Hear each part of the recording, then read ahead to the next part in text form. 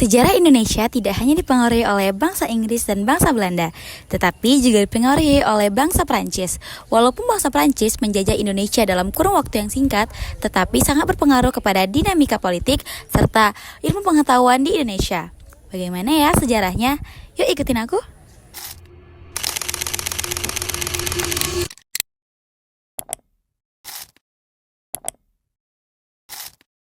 Masuknya Prancis pada akhir abad ke-18 memiliki faktor yang berbeda dibanding masuknya Inggris dan Belanda ke Indonesia. Masuknya Prancis ke Indonesia bukan bertujuan untuk menjajah Indonesia secara langsung, tetapi didorong oleh faktor penelitian ilmiah serta penyelamatan dari ekspedisi dan oleh tokoh-tokoh naturalis yang bertujuan untuk meneliti keadaan geografi serta flora-fauna tropis yang ada di Indonesia. Masuknya Prancis ke Indonesia erat kaitannya dengan kondisi politik di Eropa pada akhir abad ke-18. Belanda berhasil ditaklukkan oleh Prancis dan berubah menjadi Republik Bataaf. Napoleon Bonaparte menyadari bahwa pentingnya Hindia Belanda terutama pada Pulau Jawa, yaitu sebagai pusat perdagangan serta pusat pertahanan. Daendels adalah Gubernur Jenderal Hindia Belanda pada tahun 1808 hingga 1811. Ia melakukan banyak reformasi, seperti membangun benteng pertahanan, memperkuat kekuatan militer, serta membangun pangkalan angkat laut di Surabaya. Runtuhnya Prancis di Indonesia pada tahun 1811 terjadi pada setelah berpulangnya Daendels. Daendels digantikan oleh William Janssens. Namun, Janssens tidak dapat menahan serangan dari Inggris. Pada pertempuran Meesters Cornelis, pasukan Belanda yang dipengaruhi oleh Prancis kalah telak. Lalu Janssens memutuskan untuk menyerahkan tanah Jawa kepada bangsa Inggris. Pada tahun 1811, Inggris melancarkan serangan besar ke Pulau Jawa untuk merebutnya dari Belanda yang berada di bawah pengaruh Prancis.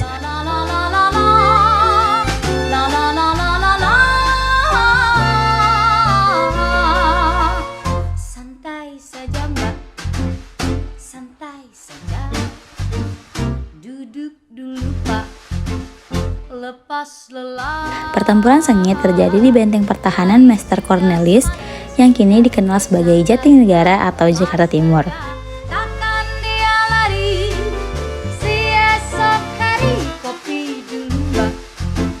Santai saja, pisang goreng pak, gula Jawa, matahari telah berjanji ia akan datang esok pagi. Tersenyumlah, santai saja. Tersenyumlah, santai saja. Oh, tersenyumlah. Pasukan Inggris berjumlah sekitar 12.000 orang yang dipimpin oleh Sir Samuel Autumnity, sementara Belanda hanya memiliki sekitar 10.000 tentara yang dipimpin oleh John William Janssens.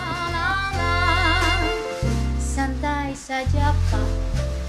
Santai saja, duduk dulu mbak, lepas lelah.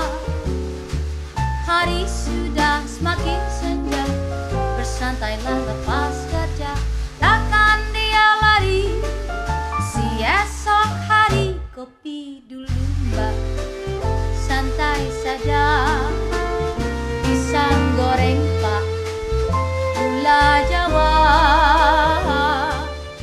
Awalnya, Belanda berusaha mempertahankan benteng dengan gigih, namun peralatan militer mereka yang jauh tertinggal dibanding Inggris.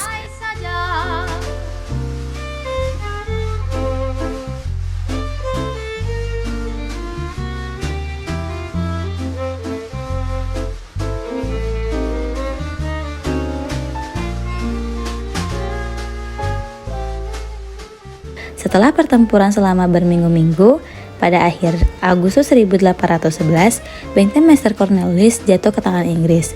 Janssens mundur, tetapi akhirnya menyerah melalui kapitulasi Tuntang di Semarang pada tanggal 18 September 1811.